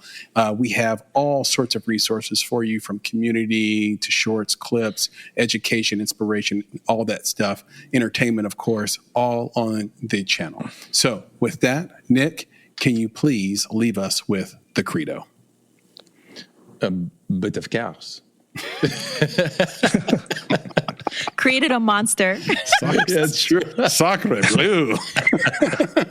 Yeah, he was already a monster. That's right. That's right. Well, I'll say, it's several years of French under my belt. My mother is a French teacher and a Spanish teacher, so I have to make sure that I am doing her proud. So I will do my best when I am able. But with that said, I just have to say, Rhym, this is just a beautiful conversation. I think it's exactly what we had expected. It's everything that we had hoped. You are a real human. I think that's important, right? I think that's, especially now, as you mentioned, with the AI slop that's out there, it's very important that we embrace our community, that we embrace our humanity, that we continue to tell real human stories. And you're doing that, and 100%. You are going to keep doing that, and we know that. I really do believe that your moral compass will stay intact. It will be challenged over time as we know it, and I'm sure that it has been already, but I think it's strong, and we appreciate you for that. So with that, I will say to our filmmaking friends, family, followers out there, be better, be creative, be engaged. And thank you for listening. Nick, talk to you again soon. Yeah, man, we'll do this again. This is too much fun not to. Yeah, Papa Bear, Rhym, talk to you soon. Appreciate you. Sounds great. See you. Thank you. Bye, everybody.